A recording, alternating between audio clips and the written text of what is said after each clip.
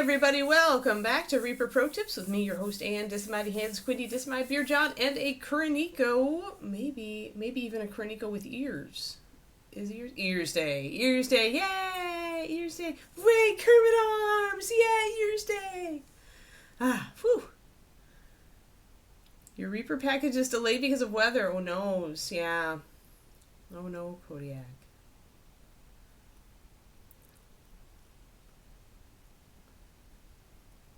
It's a UPS, yeah, USPS thing. Yeah.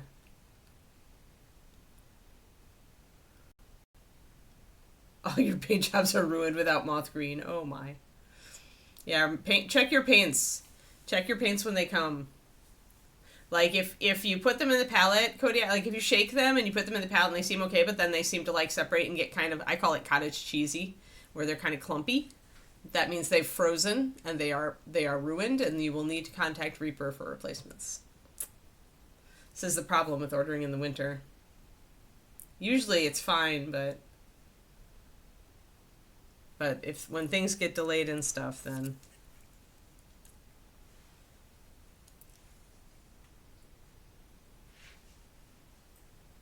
alrighty. I'm a little slow today. I'm also a little irked. I don't know. I was determined to have today be an okay day, despite the fact that I'm going to the horrible vet that I don't like with Kiki for her last appointment. What will be her last appointment. But today is just like throwing me a lot of setbacks in general. So I feel like it's shaping up to be that kind of day.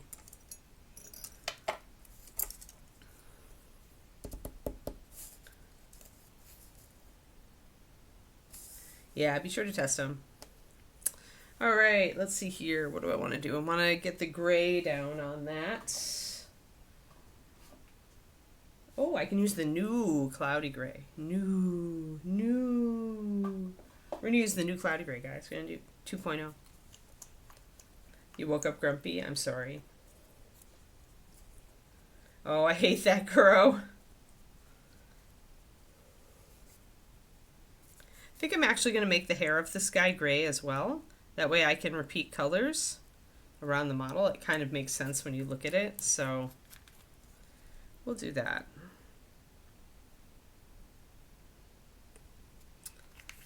Be sure definitely to shake all of your paints very well when we come to 2.0. That extra pigment is a weight and it will slowly settle out. Since we're pumping even more pigment into them, it's very important to shake them and get them in solution. It should be very evident when you drop the paint into the palette, like you'll see if it's not fully combined. So just keep an eye on that and be aware. An Amazon one, wow. Thanks, Alicia. Yeah, this is one of the better models I'm doing right now. It's mostly wet blending, but some glazing and layering. It's a combo. It's always a combo with me.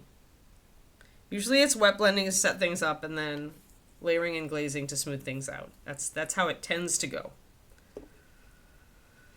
Okay. So we've got, I'm just going to pretty much brown liner and the new cloudy gray to just fill in some of this more so that we have even less white showing on the model. I probably should mix these two together and slap a quick coat down on the base as well. And then we can get to highlighting the bone, which is our main task today. I'm going to move to a bigger, no, I'm going to keep a smaller brush just for base coating these smaller areas. I'll move to a bigger brush when we do the base. Yeah, I mean, this is Nurgle. This is a very Nurgle paint scheme. I chose that on purpose because I've wanted to paint one of those for a while, and but I have no reason to go buying super expensive GW models that aren't part of an army I might actually play.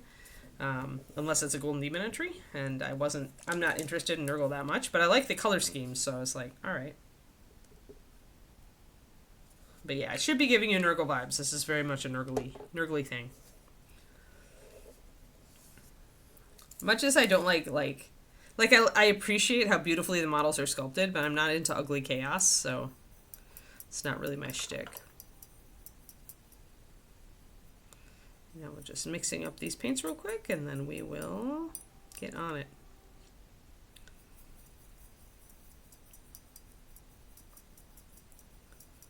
Alright, I did thin this a little. I think I'm gonna pop another coat on it.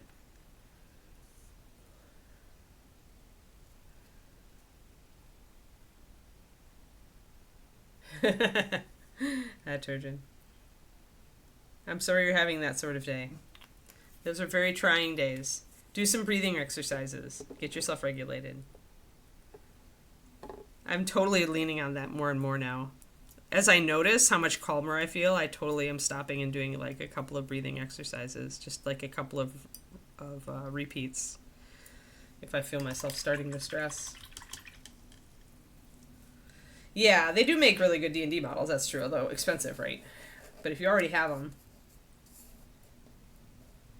Yeah, start with a medium. Don't try to go real light.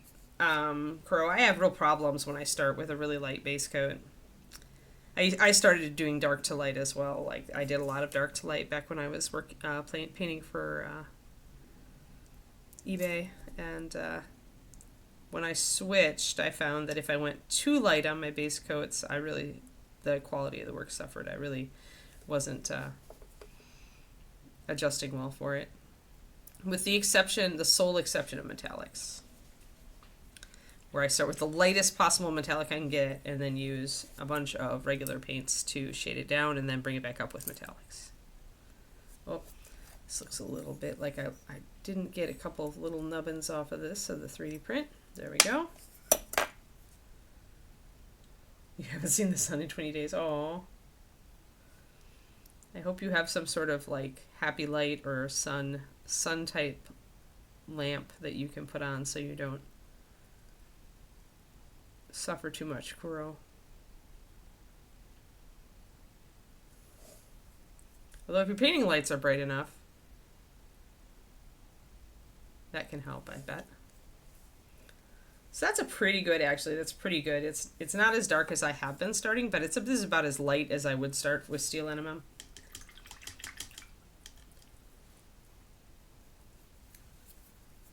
Oh my god. Yeah, that's like, there's no protein anywhere near that turgeon, except maybe in the flour, like the gluten, right? Oh, processed foods. That's the problem with processed food, is they make us feel better temporarily, but then they do very bad things to our health. Darn you, processed food. Why do you taste so good?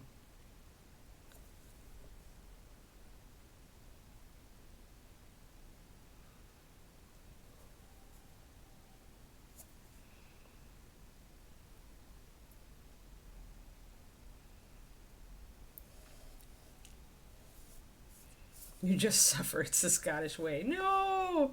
You have no excuse. You could get some nice daylight painting lights. Then when you're working on your dragons, you'll feel even happier. I do get that, suffering is the Scottish way, though. I've heard that more than once. It seems to be a general theme across the UK. Is it because of the weather? Does it originally stem from the weather?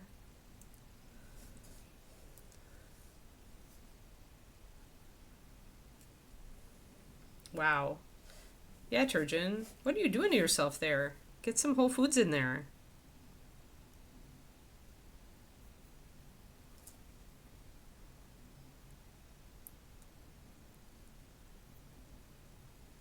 There's a Super Bowl commercial that was processed food kills. And I was like, oh, good. And everybody around me was like, eh? And I'm like, they're like, no way, that seems like kind of weird. And I'm like, no, actually. Correlated with many health issues, yes. They didn't want to hear it. Nobody wants to hear it. Everybody loves their lovely processed food. I don't blame you, it's tasty. Oh, you have a daylight lamp. Good. Yeah, you can only do so much, that's for sure. Hey, Pakas. How's it going? Oh, it terrified your dog. Oh no, what? I have to go back to what Michael was saying. Oh, new toy for the kitties. A mechanical ball up that rolls around randomly, twitches, and drags a tail. The cats love it. Yeah, that's something that, my dog would probably... Kiki would just start barking at it, I think. Hey there, Luca. What's up? We're talking about how tasty processed food is, despite the fact that it's terrible for you.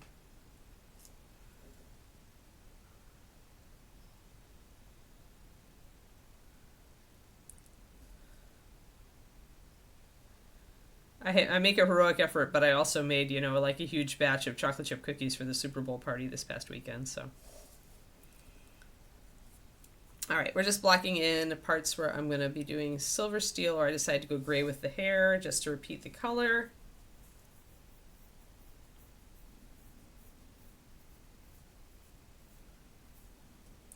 Oh, your cats are terrified of that toy? Funny. Luca's old, balding, and hurting everywhere, but we are good. Oh, I'm sorry.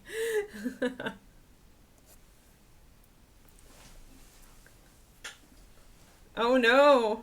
Oh no, Quindy, you're not permitted to walk into the sea. No, Quindy, no. You keep me sane. Please don't. Michael, quit overachieving.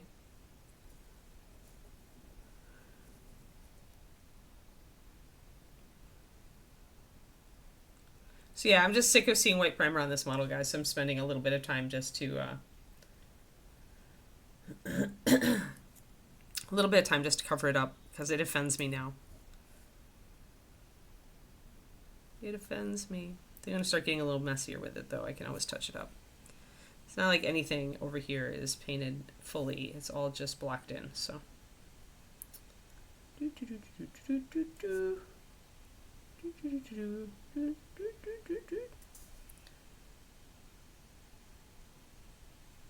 Luca can't say that he's old. I mean, look at me.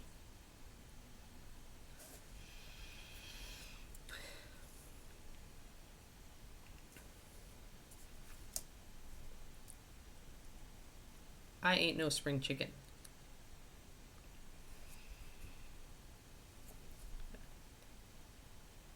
And I definitely hurt today. I murdered my knees doing CrossFit last night. I missed my box jump and fell toward one of the steel girders that hold up our pull-up bars, and essentially used my knees to stop myself from falling into the girder.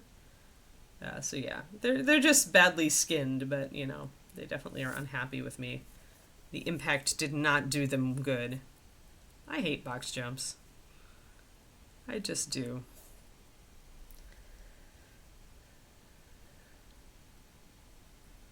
Yeah, it was an ouch. But I mean, it would have been a lot more ouch if I'd fallen into the steel girder, so.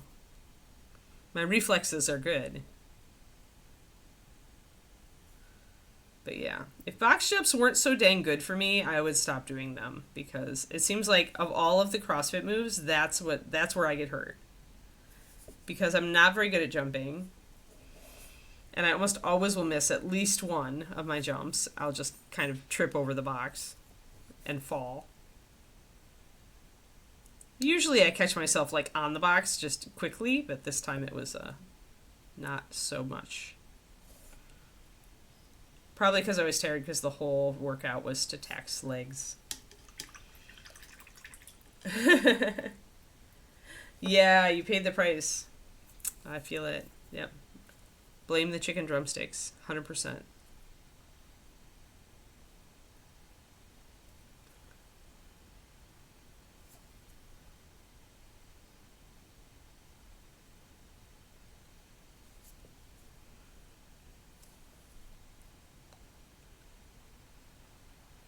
Oh, the rain. We're having on and off rain today, so if you hear a weird background noise on my side, it'll be the rain on our roof. I can hear it just a little bit. Alright, we're covering up all this stupid white primer. Yeah, I know. Well, I'm happy for the rain, because here we've been very drought. Very drought. We're supposed to have a lot of rain all next week, which I'm looking forward to.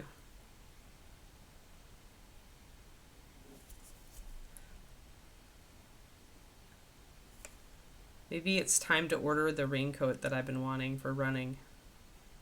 And maybe I should get rain pants too, because my friend Anna was biking home from CrossFit last night, and she put on her rain pants before she went. I didn't know there were such a thing as rain pants, but apparently they're for biking. I'm like, maybe I need these. I would like not to get soaked on my run.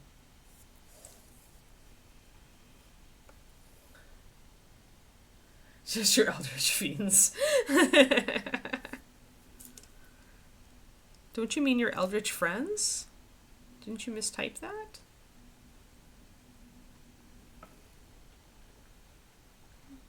Doesn't take much to turn a fiend into a friend.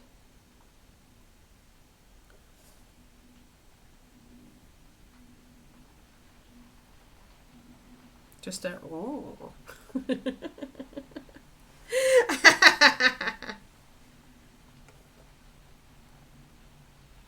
Oh, Eldritch Friends, and I misread it. Yes, you're right, I did. See, Fiends and Friends, they're close.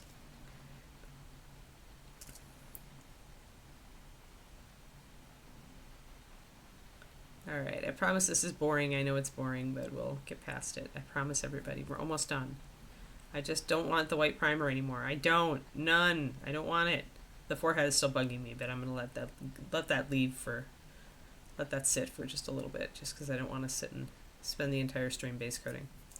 Because it's the most boring part of the miniature, as y'all know, is base coating. So boring.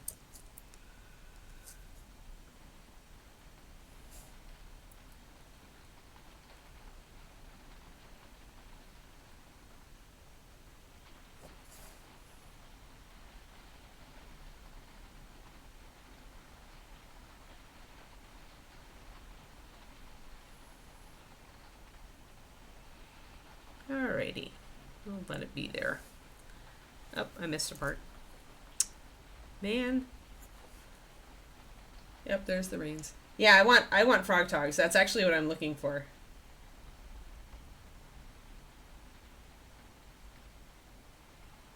I don't want to wreck my running pants by spraying them with unknown elements. I'd rather have a dedicated pair. Because the thing is, what you gain in waterproofness, you lose in breathability, right? So I don't want to like totally compromise the utility of one of my normal pairs of like hiking / running pants by spraying it with a bunch of goop. Ah, oops, I missed 2 spots over here. Dang it.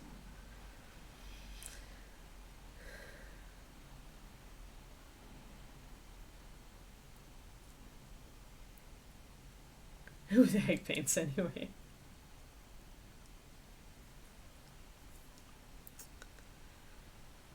Yeah, Frog Togs is the jacket. I really want a Frog Togs jacket. That's what I've been asking for Christmas for 2 years, and nobody wants to buy it for me. What is this weird thing that people have against buying me athletic stuff? What is it? What is the problem here? Are they afraid they'll get infected?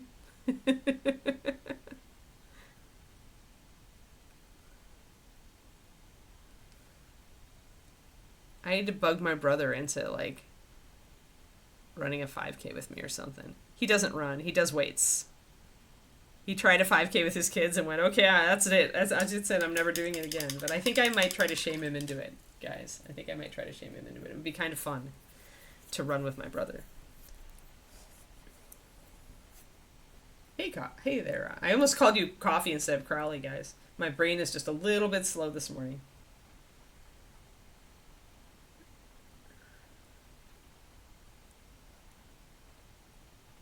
You, Anne, actually wants this. Better not buy it. Right? Right? I just want to be more comfortable when I'm running in the rain, damn it. The rain is not an excuse for me not to run.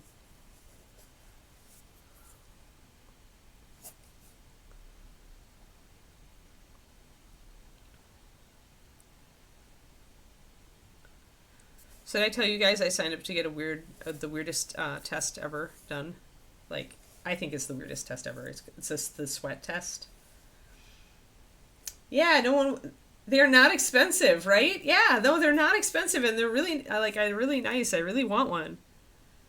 I know, right? It's like the easiest thing. I even gave them the link. I'm like, here is the link to the exact jacket I want, and either color is fine. And no, nothing, nobody. Nope. They all noped out. I don't blame my husband because he got me like much more expensive and nice things that I wanted. Like we usually get each other at least one pricier gift. So I don't blame David. He bought me new noise canceling headphones because my old Bose ones were falling apart. So I love my new ones, so I'm very happy. But yeah, everybody else, eyebrow. Oh, hush, Crowley.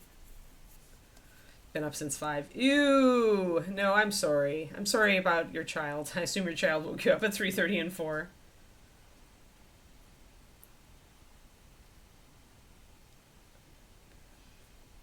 Humans were persistence hunters. Very few humans are still persistence hunters. I have done a bit of actually the book that I'm well, a couple of books that I was reading recently talk about this. Very few, like essentially one of the researchers, Daniel Lieberman, was doing research among I think it's the Masa, the Hansa, who are in Africa, who are still living a hunter-gatherer lifestyle. They're one of the only populations. There are a few populations of humans across the world who are living as hunter-gatherers, even today.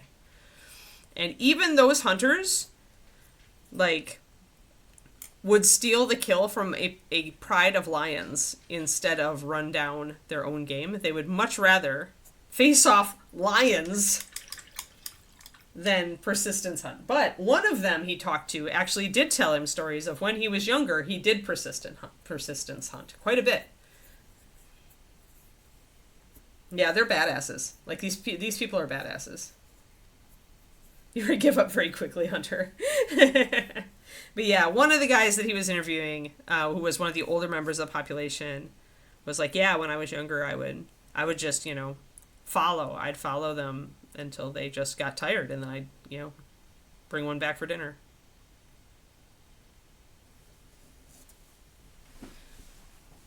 So it's definitely a thing that humans can do and have done, but it's not like the main. I doubt that it was ever the main way that we hunted, because it takes a long time and it takes a lot of energy.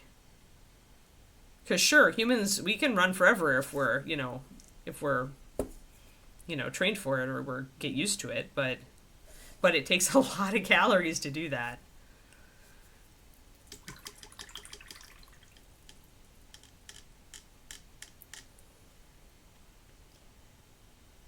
Yeah, your veggies are pretty slow, easy to get. All right, we got a nice solid coat of gray on all those. Man, he's looking so good. I'm gonna get this base is gonna be much faster. Just do a quick slap some color on it.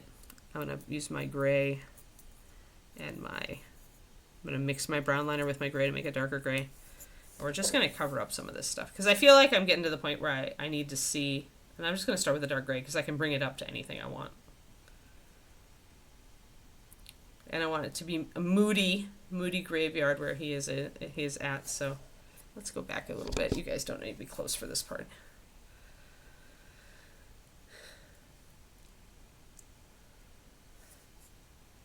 But yeah, I was kind of amused to be reading all this stuff because it's like there's the idea of like the noble or the athletic savage has been around since like Tarzan, pre-Tarzan, and it's never been true.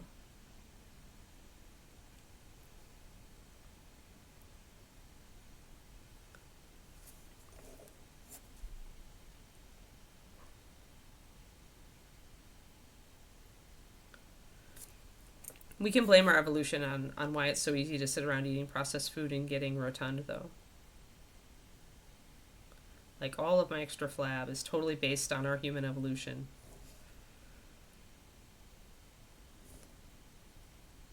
Our low metabolisms come from that.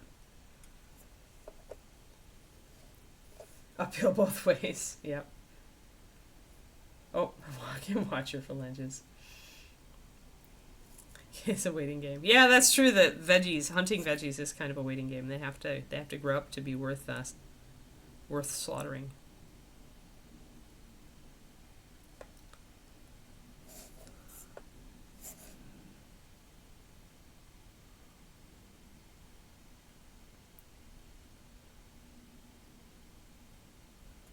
My husband fell in love with the very terrible for you cookies that I made for the party.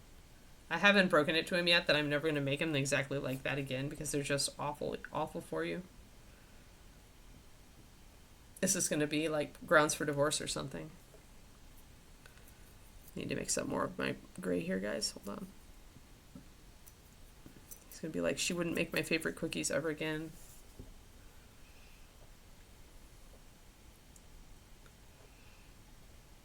But man, I could drop half the sugar out of those things. They'd still taste fine and they wouldn't be nearly as bad.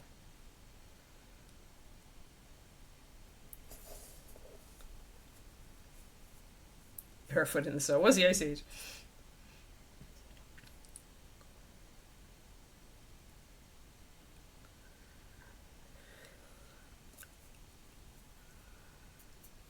Yeah, the judge's face. I know, right? Or maybe that judge would be a cookie connoisseur, would be like, dude, I wouldn't stay with her either. They were really bad for you cookies, though. Oh my gosh. I made them with glutinous flour and everything. I'm just going to paint everything gray, guys, even this little fence, which is actually, probably cast iron.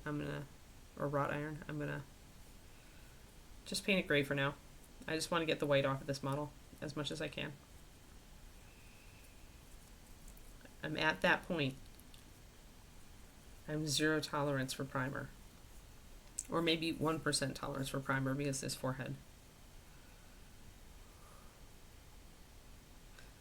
And I'm mostly leaving the forehead white just to remind myself that I have to paint that. If I covered it up, I probably would forget. Because there's really no other, I'm going to make it like a kind of a tarnished brass, and there's nothing else that color on this model, so I would totally forget. Yes, irreconcilable differences. Yeah, the next time the Seahawks are in the Super Bowl, right?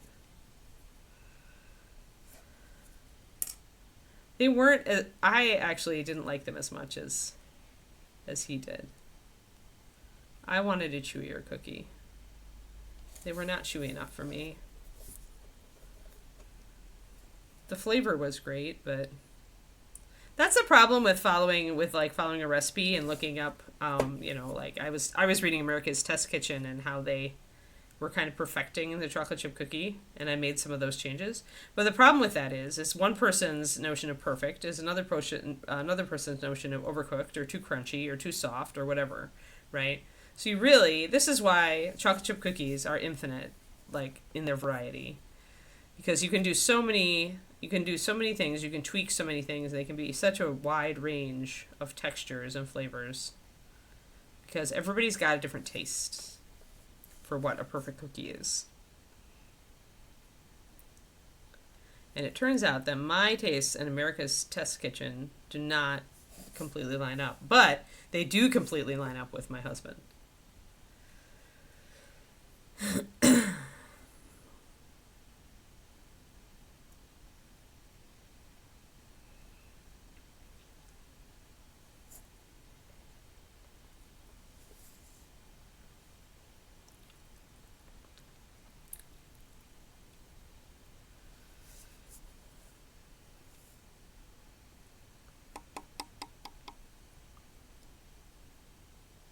But yeah, I like a slightly softer cookie, so I was not as enchanted by them. Great flavor, but you hated them and everybody else loved them? Yeah.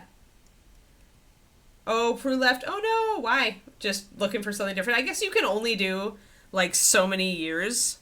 I totally get it. You can only do so many years of something before you're all right, I need something fresh. So now they have to find somebody else to deal with Paul. Man, I liked Prue. She was a good, evil follow-up to Mary Berry. So now what are they going to do? They've had Mary Berry, who's the sweetest, and then they had Prue, who is sweetly evil. But now who? Now who are they going to get?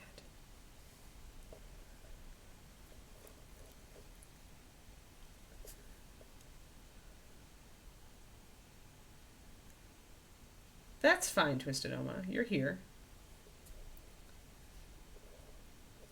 Yeah, I mean, shortbread's an exception, right? Because the shortbread is all about the texture. You gotta nail the texture. Even I will make an exception for shortbread. Because that's just what shortbread is. But chocolate chip cookies can be so many things.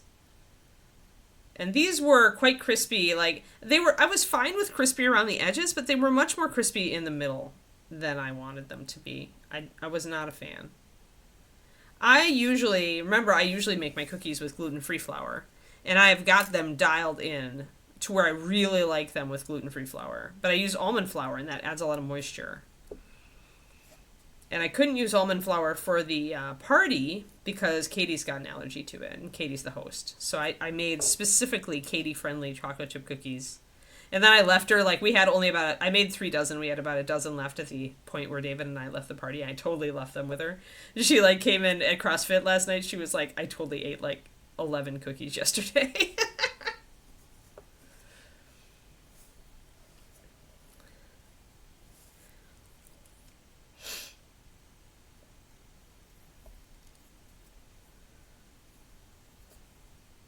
Oh, Queen Nigella Lawson, huh?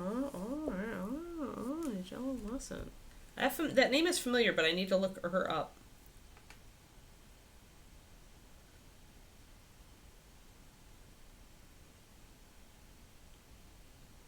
English food writer and television cook. Oh, she's young. Oh, maybe I have seen her sticky toffee pudding recipe.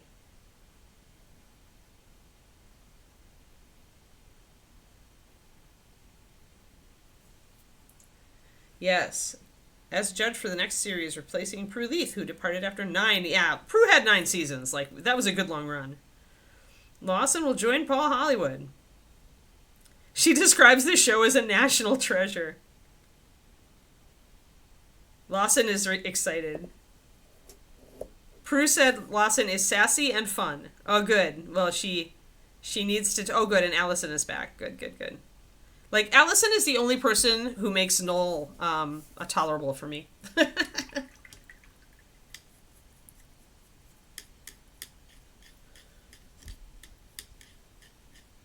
I cannot pronounce microwave properly because of her.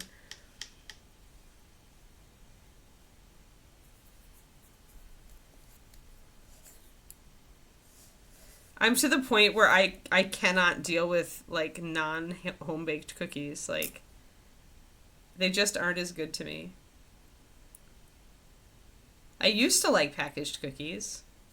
But once I, like, really got into baking, then it's like, the one I make myself is, like, always the better one.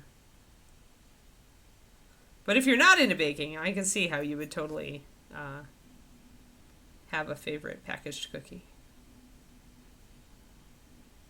Like, I don't even eat Girl Scout cookies anymore. And that might be, like, un-American of me.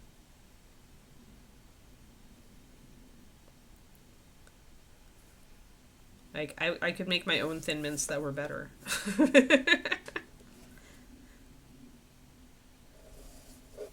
I know that's sacrilege.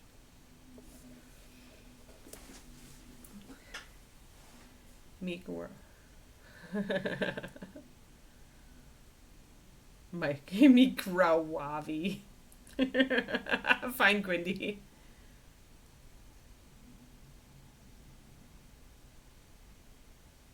Alrighty. See, there you go. Kuro's with you.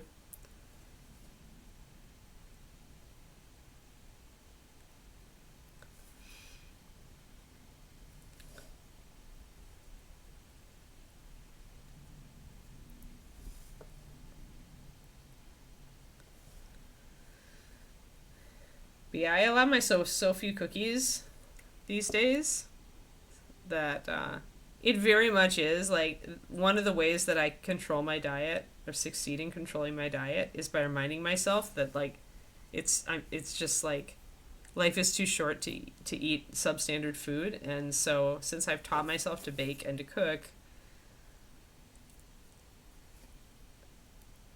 like, it helps me when I look at some,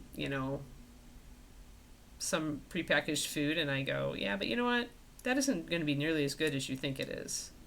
And that's usually enough for me to say no and not put it in the shopping cart, which is what I need to do. So for me, that tactic works. But if you don't have to worry about it, or you just don't care, or it's just your favorite childhood treat, like, by all means, go for it. Because favorite childhood treats are totally valid. Oh, I made David something he was dubious about the other night, but something that was, like, a totally guilty pleasure of mine from, like, even when I was a kid or college days, which is taking pasta, like, in our case, gnocchi. I got fresh gnocchi from the store. and toasting it in butter with some garlic, salt, pepper, and then just a little bit of cheese over the top at the end, like browning the pasta, is so freaking good. I hadn't had it for years, and now that I have to eat more carbs, I'm just like, you know what? This is back on the menu. And David was like, really? No sauce? You know, because he's used to sauce. And I'm like, nope, no sauce. Here, try it. And then he was like, I want more of those. Yeah, cooking is a useful skill. Yeah, your back doesn't like it as much, right? Yeah.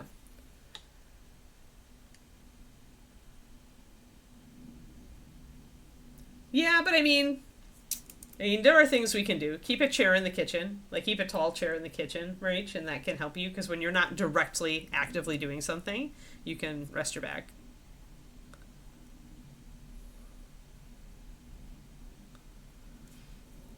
All right. I finally have this blocked in, so that's good. Excellent. Excellent, excellent, excellent.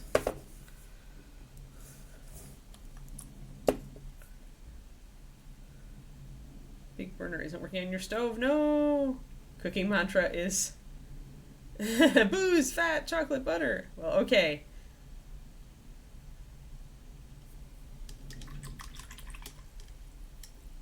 Nigella should be fun then.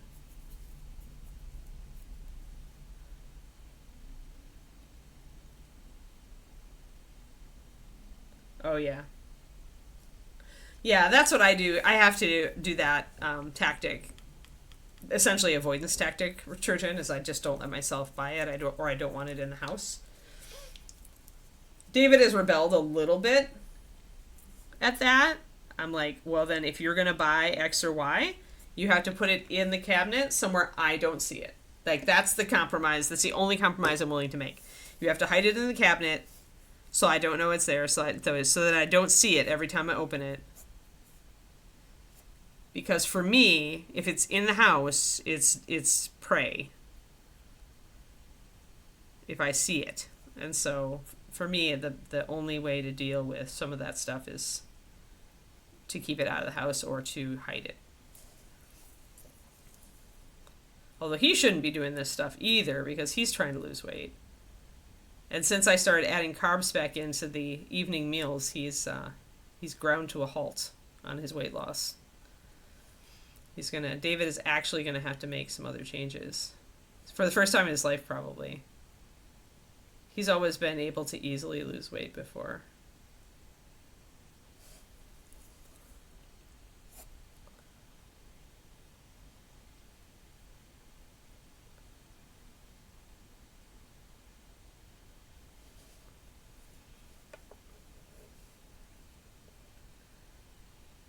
Learned the other day the traditional... Oh, wait. I have to read that, Scoot Fairy. Traditional way to make udon noodles is with your feet. Interesting. The dough in plastic wrap, not exposed dough. Just to make that... Yeah, don't put your bare feet on the dough, guys. For one thing, that would be terribly sticky. For another, yeah. Footmung in noodles. Does not sound ideal. Though I'm sure that before there was plastic wrap, that was what they did. You know, or in a cloth or something, right? Knead udon noodles with your feet. Interesting. Interesting.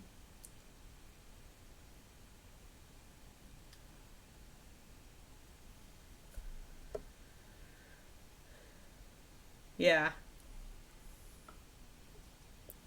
Yeah, brownies can vary widely. They can be super dry and crumbly. Yuck. Or super gooey and fudgy. Yum. But you just never know. Like, they're best... Brownies are so easy, though, that, like, I don't know why you would buy them. Like, those are, like, one of the... You can make a microwave brownie. That's decent, for gosh sakes. Like, come on. Alrighty. We have eliminated all the white primer except his forehead, and that's just going to be there to remind me. Alright, let's get some bone highlighting in.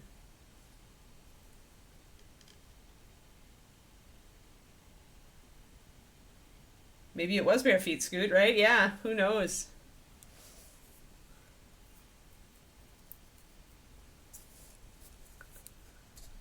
Alright, that's very, yeah, we did very, very rough on this base coat, but that's fine.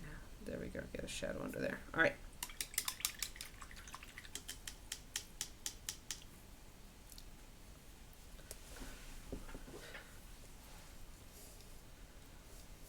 Yes. Yep. I'm going to put another layer on there. And then we're going to mix up our bone. We'll do the spine today because it's going to be a fun paint. A fun paint to paint the spine. But yeah, I agree. Like putting the clean rim on the model is, it is like taking the plastic off of electronics. Where it's absolutely pristine, you know it's only going to be pristine for a little while.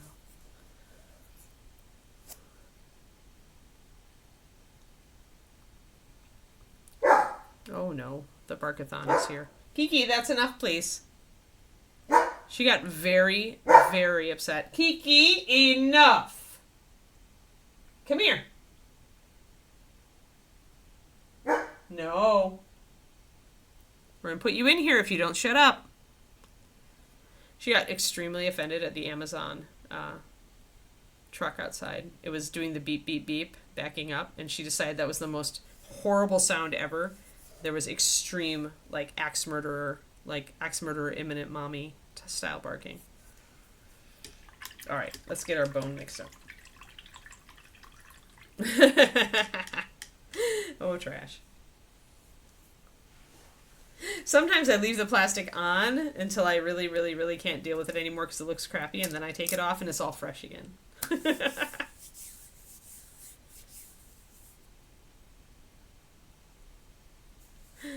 That's ridiculous. Okay, let's see here. Bone colors. I think we're gonna do, we got our nod bone.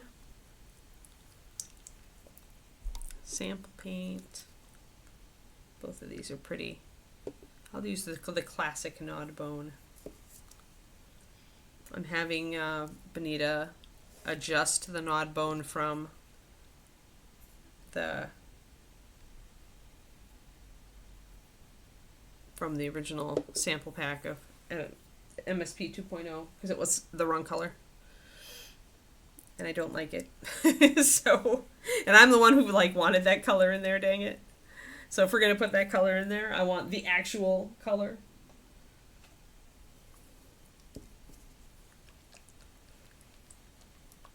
Player character play half giant. Finally found a use for the river. Ah.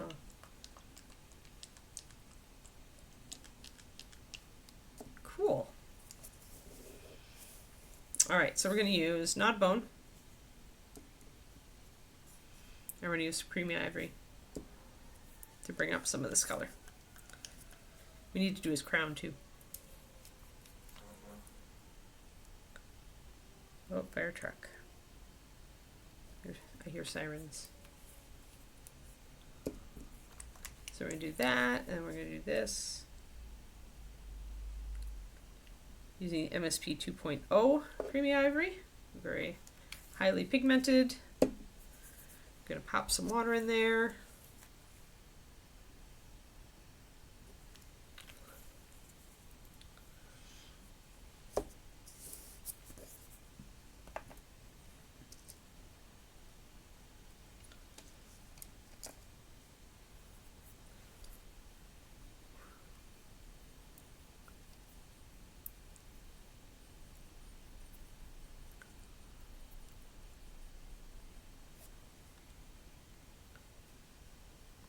I'm going to have to thin these a little bit more to make them layer well. This is a 4:1, it's more of a base coat. So let's drop a couple of drops of water into there and make it more of a 2:1. Probably going to have to do even more for the creamy ivory because it's going to be a higher level of white in there. But if I want to leave some texture, I'll keep it a little bit thicker. So let's just play with this and see what we can do at 2:1.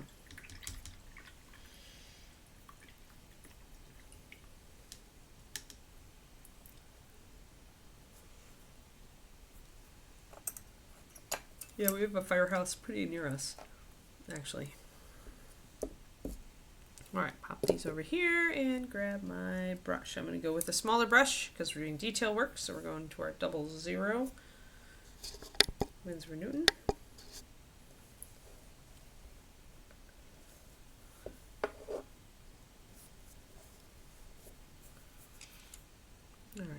test it on the larger. Yeah, it'll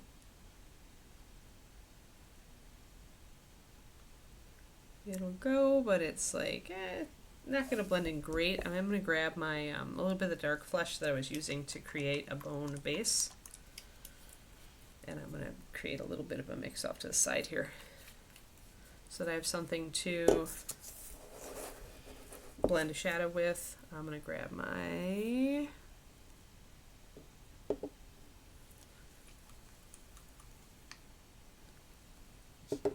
knot bone and put a little bit in there, mix them up.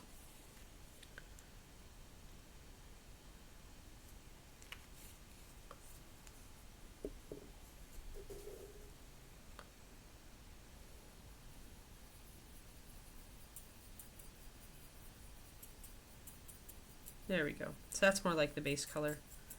I just want to have an opportunity to do a wet blend if I need to, so I want this mixed up.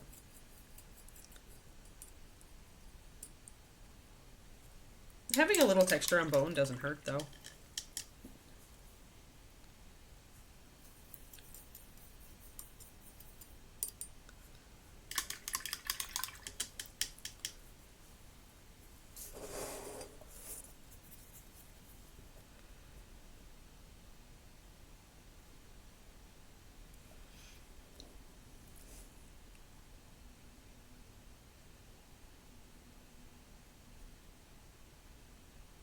So I thinned that a little bit more. I think I like it a little bit more thinned. It was getting it was a little bit too grainy before, so I've got a little bit of this brown color, and I'm gonna just do a wet blend on that border.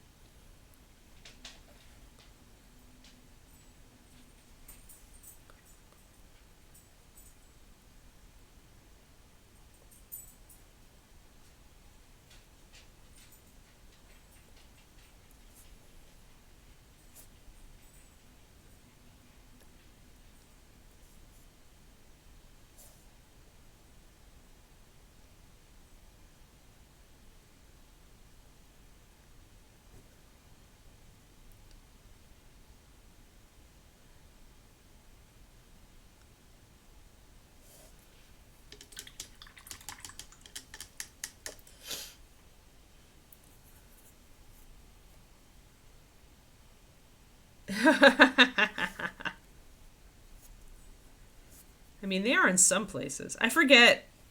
Here in America, we had actually, there was an article,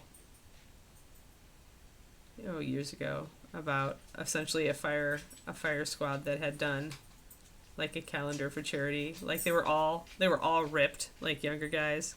It was just like it just happened that the firemen in this town were all like calendar models essentially.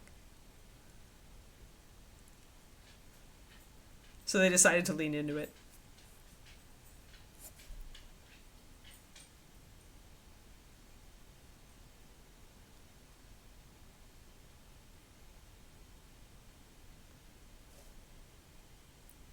Very wholesome. I don't think they were holding kittens, but if they weren't, they missed an opportunity there. Kittens and puppies would have been great.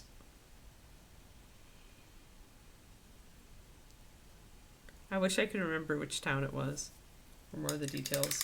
I just remember reading it and I was tickled. It was a cute little article.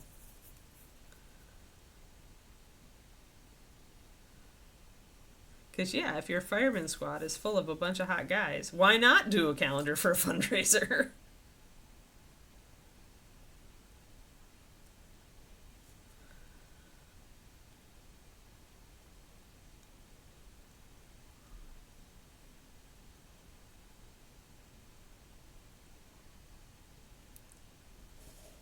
All right, so we're just blending in. We're leaving some shadows. We want to get some, leave some dirtier places in the bone.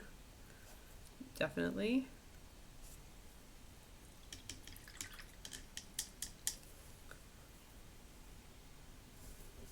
I can also lean into my brown liner here, which I have thinned down to kind of darken in places like this little divot in the bone. Make sure that there's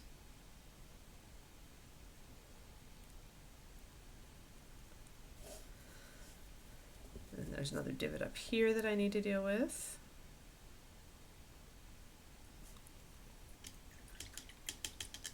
Wow, see, now talk about the raids today, people.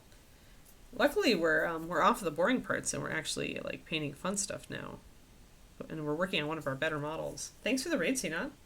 Welcome, welcome, guys.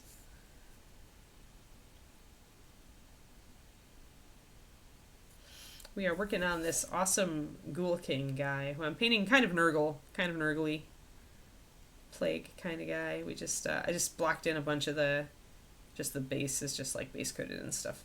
Base coated. Anyway, yes.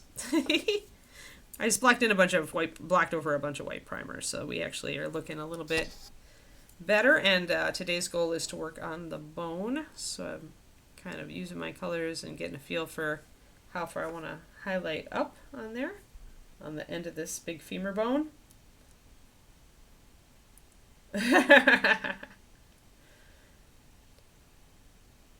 Gonna keep you on your toes, Quindy. Can't just, you know, lull about. Have to be on that shout out.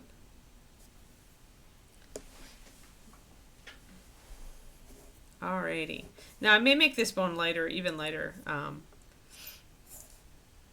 eventually, but I want to do a little bit of a wet blend over here. We did this pommel of this earlier. Uh-oh, sorry for the barks, everybody. Kiki, that's enough, please. Thank you, Lorna. Yeah, this is turning out like one of my best models I think I've done on stream for a long time. It's just a great sculpt. I mean, there's just, I totally blame the sculpt on that. Because it's just so top notch. The details are great. The execution is great. It's all like, everything is well executed on this model. Like there's no point where the sculptor like fell down or just, you know, kind of globbed things together. It's all crisp. It's all great. The details and composition are fantastic. The character of the model is great. It's just a top-notch model, 100%.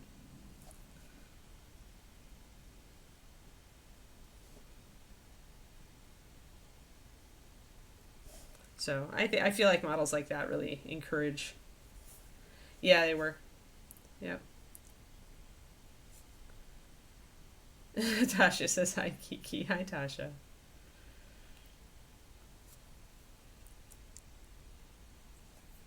A little bit of this higher highlight. We're using the creamy ivory, remember, for our highest highlights. An off-white, warm off-white, very highly pigmented because we're using the 2.0. So you can see how the bone is starting to look down there now. And we want to get that kind of transition. Yeah, I agree. All the faction models were great this past year. Myself and the crew, by which I mean Kara Michael and Kara and Miladel, are very, very happy with the current art for next year's or this year's ReaperCon, which is our first ever time there will be all female faction models. Usually most of them are guys, and we maybe get one female. And we were grumpy about it. So y'all can thank us, mostly Kara and Carrie Michael, for harassing Ron Hawkins. That one's mine. That's my faction, the nature one. It's brown liner. It's the Holy Order of Brown Liner. And all of them are associated with paint colors, yes. You can informally ignore that, you know, the paint colors if you want. But that was our original idea. Was we wanted a model for the unholy order of Black Knight Liner and the cult of Burgundy Wine and the Holy Order of Brown Liner. And I don't remember what Blue Liner is. I had kind of hoped for a Kickbutt Cleric, but Druidess works, so...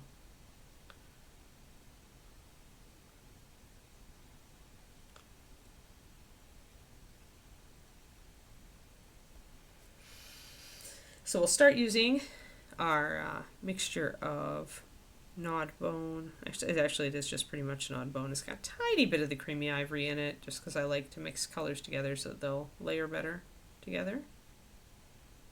And we're just going to start hitting these little ridges of bone and bringing them up a little bit.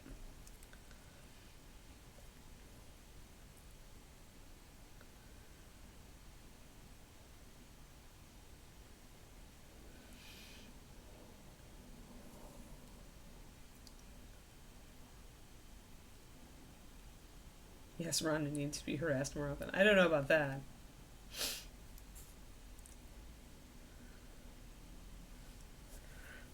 I mean, they're always on sale online during the con, though, Kodiak.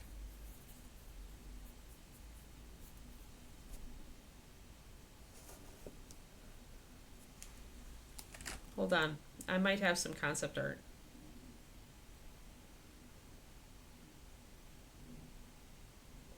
Where am I? Wrong email. There we go. Let's see here.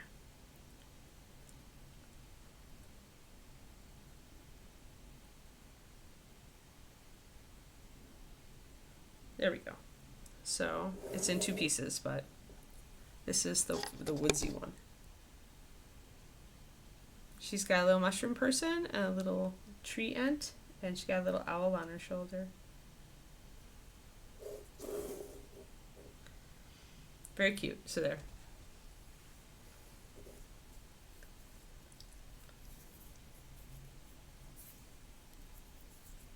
Yeah, big versions were kind of exclusives. Hey there, Luca. So yeah, so those are all female faction models for ReaperCon this year, and I think we're kind of campaigning. Like each of us is campaigning to want to paint our own faction model. But I don't know. I mean, if I don't have time, then Kara will have to probably get the. She'll be able to steal my Nature Witch.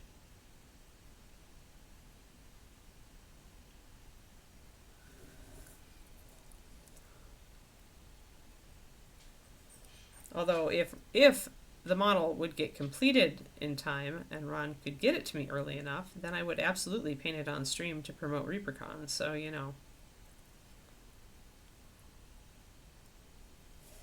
Just saying, Reaper people. The couple of you who are in chat. Well, it might be just Michael today.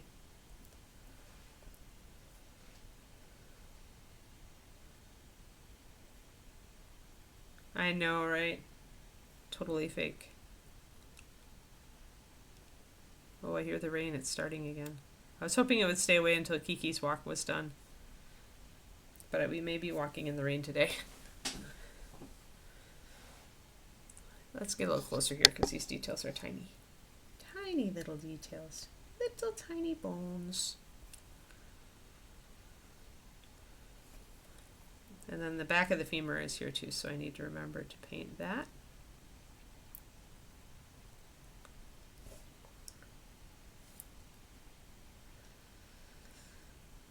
But yeah, I could wish that I would love to paint one of the ReaperCon minis on early on my stream. But in fact, if I got it if we got it a month in advance, we'd pretty much stick to just painting that and the roll up to ReaperCon. I could do that.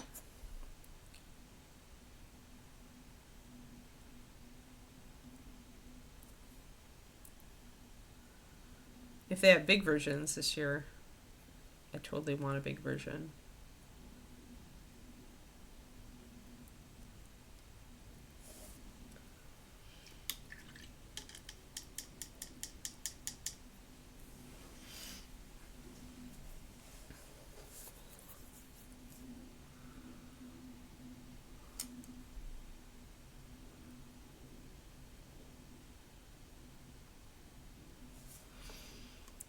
One of your stream people said you were calling yourself old on your stream earlier, Luca. You're not permitted to call yourself old around me. Youngster. You can think it, but I'm going to give you a look if you try to pull that on the stream when I'm there. Or maybe, I guess you'd call yourself old, but that just means I'm ancient.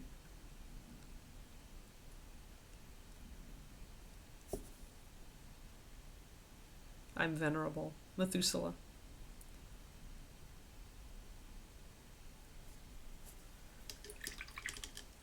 Theoden before Gandalf exercises him. Oh no.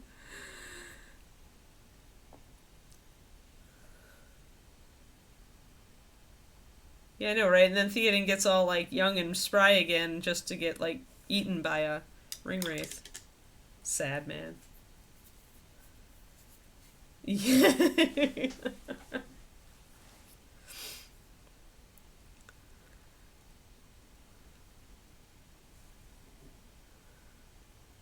Go out and get some fresh air.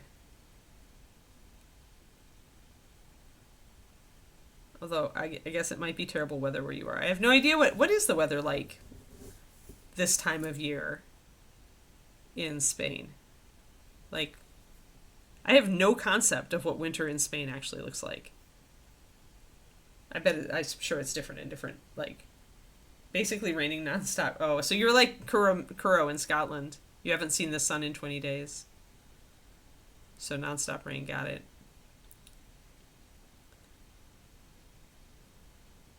Well, then I guess you can't go out and get some fresh air because you'd drown.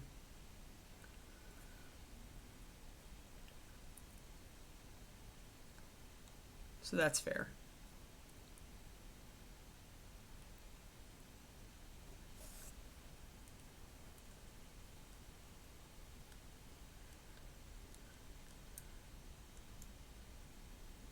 Oh, hi. Steampunk. Yeah, my name is Anne. I work for Reaper Miniatures. I worked for Reaper Miniatures for how many years is it now? It's almost 23 years. It's a long time. Yeah, so I joined Reaper. I was their staff painter, and then I created the Master Series paint line. And I made that paint line, Steampunk Hummingbird, for about 15 and a half years. I was the sole person in charge of creating all the paint batches, naming them. I built it, like I would mix every color from the ground up, stuff like that. And then when the pandemic hit, I moved out here with my now husband. Then we were dating.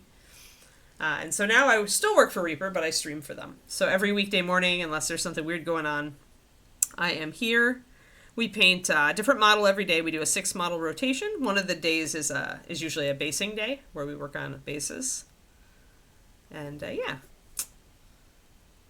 that be what going on. And then I usually am going from around, yeah. So yeah, if you ever, now that Reaper's about to launch MSP 2.0, so kind of the reboot of our original paint line, which I went back to Texas to work with the paint department now to help create that. If you have any questions about the paint, I am here. Pretty much almost any paint. I learned just enough paint chemistry to be dangerous when I was creating MSP, and so a lot of times I'll keep up with like new paint lines, and I'll be able to kind of tell what kind of pigments they're using and what kind of bases they're working with and stuff like that, just from the characteristics. So if you ever have questions about why paint works the way it does, chances are I can give you a best guess. Hey, Roger. So yeah, that's who I am. And and I've won a couple of miniatures painting awards as well. Not as much as some of the other people out there streaming these days, but back in the day, I did win 2 Golden Demons, and then that was back in the day. That was 2002, long a time ago. And then I won my Privateer Press Grandmaster, 2 years ago? So I went back to competition painting after about 20 years away. And I'm working on a Golden Demon model for this year, but it's just not going to, I don't think it's going to get done in time, so it'll end up being a Golden Demon model for next year. We'll see. But yeah, so I like to compete. I think it's fun. It's fun to give myself an excuse to paint to a high level.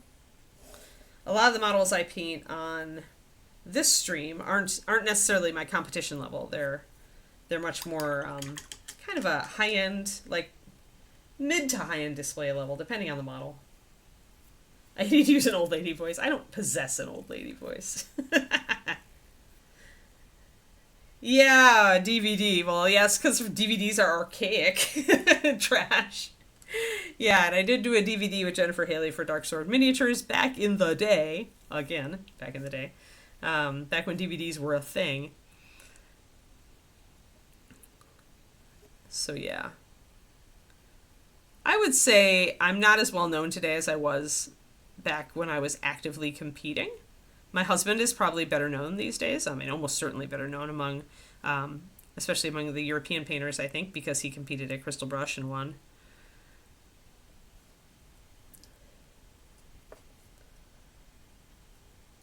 Yeah, I don't know. I don't know how that DVD holds up today. Like, I'm kind of curious, but I was so much more. I was so overweight at that point. Like, I don't necessarily want to like watch it. It's just gonna remind me.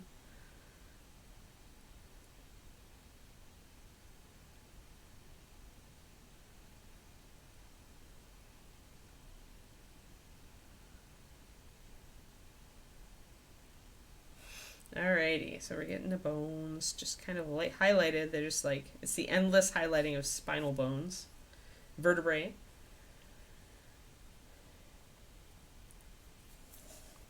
But yeah, so I've been around in the industry for a very, very long time. Been painting at a high level for a very, very long time.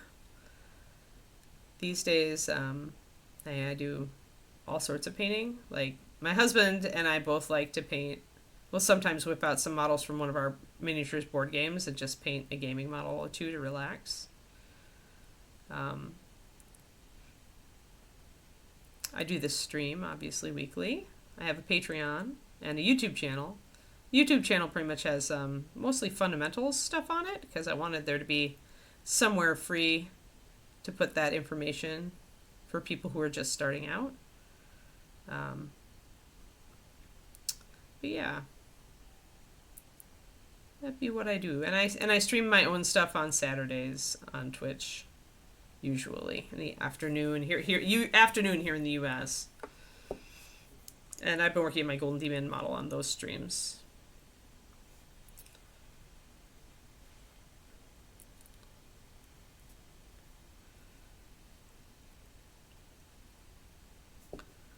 Yeah, vertebrae, more vertebrae. Infinite spinal highlighting.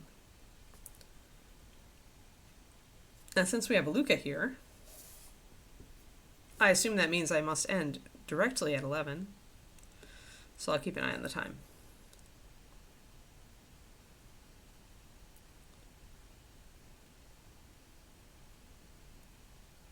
This is just our first highlight.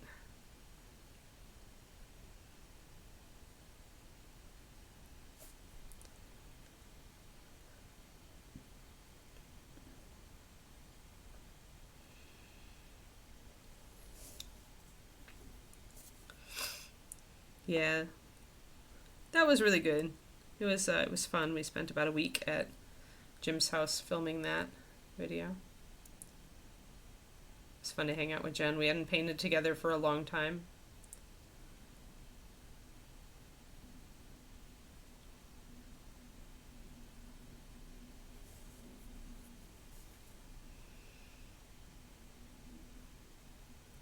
And now she's not painting much at all.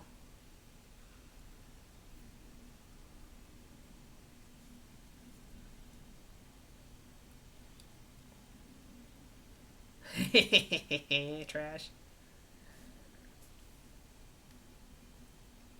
Or are you leaving, Crowley? Almost meeting time. All right, have a good one. Keep on hamstering.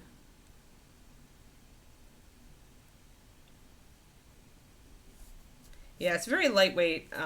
Little dabs of paint, trying to bring up all the ridges and stuff, and not lose a lot of the shading. Plus, this is part of his weapon. This spine is going to be really filthy, so I want to keep the dark stains in the crevices. And I'll probably even double down on that once we get all this stuff like brought up a bit. I'll go back and probably add some discoloration and stuff. as we move along. It takes a long time to highlight all these little bumps and ridges, though.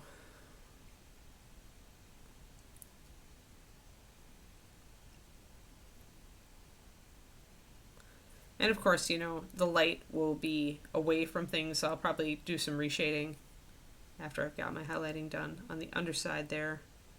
I won't bring it up as high I won't use my secondary highlights, and I'll bring the main highlight down a little bit on the undersides of this.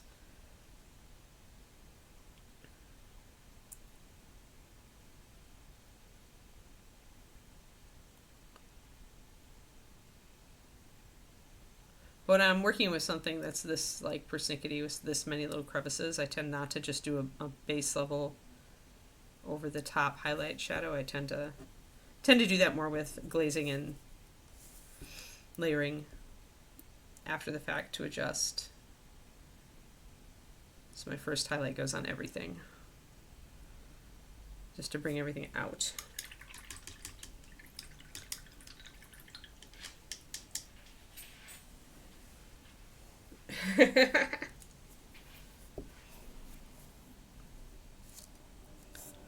Glitter or metallics.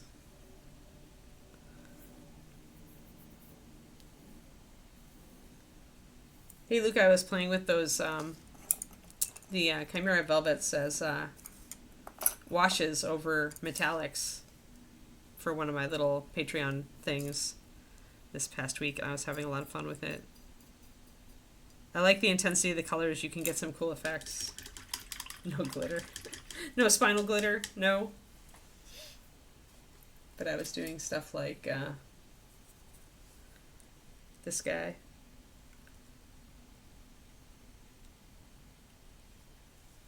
Yes, I was actually using Space Marines, guys. I had them, and I wasn't going to paint them ever, so I bought that box for the Tyranids. Speaking of glitter.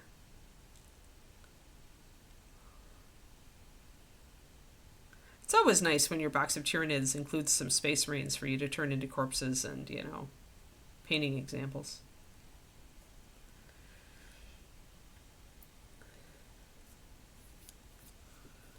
It's just, there's a lot you can do with layering different colored washes over metallics. You can get some really cool, almost color shift kind of effects. And then you go back in and highlight. I haven't done the re-highlight on that yet, but you can get some really, really cool effects. And you can do it as simply or as advanced as you want to. Like you can make it a fast gaming thing, or you can make it like super tight.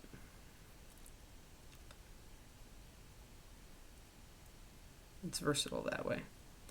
I am going to bring up a little bit of this top level. I'm going to give it a little glaze, thin my paint a little bit, and I'm going to make the top of these vertebrae a little lighter overall when they're up on the top here.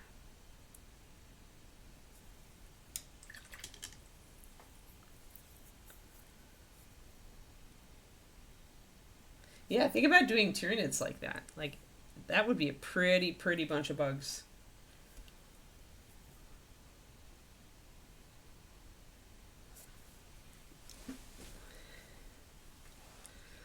I mean, metallics have a high potential. I mean, I love using them on bigger models, like busts and stuff.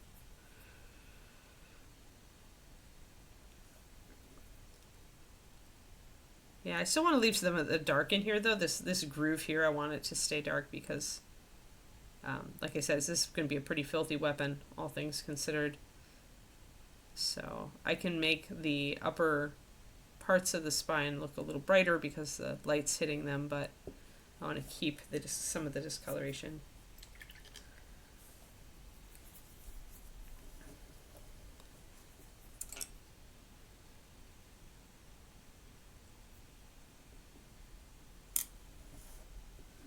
Alright, so we got light coming down. I want to hit probably the top edges of the spines here. Spine bits. Spine bits. What time is it? Oh, 2 minutes. Probably more like 1.5 minutes before I turn it over to Luca and his tender mercies.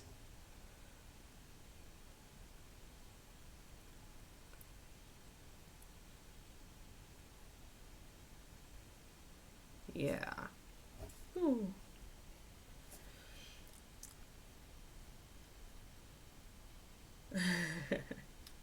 Yeah, Hummingbird, if you're new to miniature painting, check out my YouTube because the Fundamentals of Miniature Painting series is kind of, it's all free, of course, because it's YouTube. And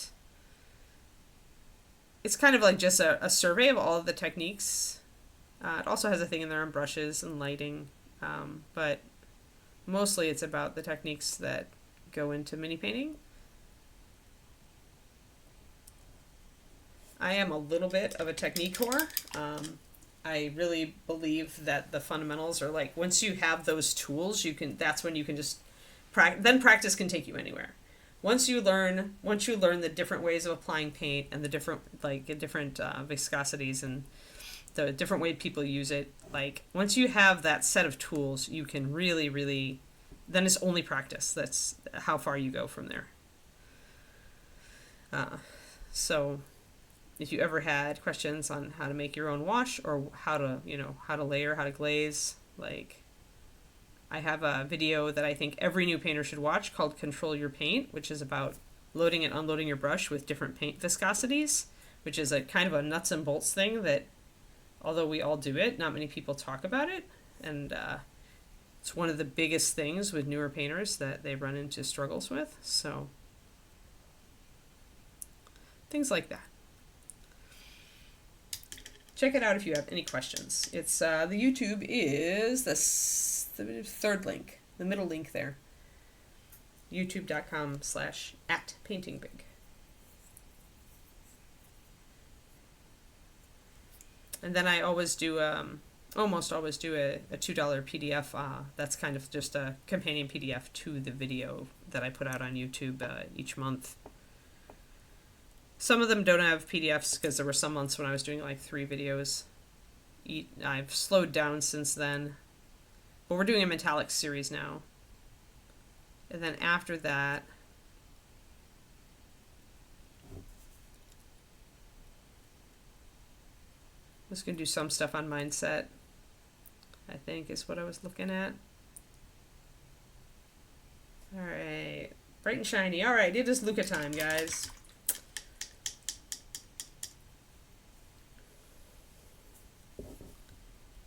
All right, so yeah, we're starting to, you see how the extra highlights bring out, you can see the difference between the bone down here that just has my base highlight, and then how I'm starting to bring out this guy on the upper part of the weapon. So if we back out, yeah, those are really, all those little vertebrae are starting to stick out. That's great. Still have to tackle that freaking brass plate that I want to put on his forehead. And of course we'll have metal NMM on this, and we'll, yeah, we've still got a lot of stuff to do. But it's really coming together now. It's really starting to feel like the model is getting close. I need to highlight the crown still. Thanks so much, everybody. And I'm going to hand you over to Luca. Luca, I hope you have a wonderful stream. And I hope that the sun comes out eventually. And I will talk to all you guys tomorrow. Tomorrow we are going to be working on Mimic Cloak, guys. So we're either Drunken Alchemist. So Drunken Alchemist is either going to get more colors on the parts of him we haven't touched yet, or we're going to work on sculpting the eyes on our Mimic Cloak. It depends on how I feel. Just like, I always have to be kind of in the right mood for sculpting. So, and we've got to always, the thing is that we have to have energy for sculpting, and then we have to not smoosh it when we're trying to paint things. So yes. So our Mimic Cloak is maybe going to come in tomorrow, but maybe not. So hang out. We're starting at the same time tomorrow. I will see you guys then. Have a great one. And adios, everybody.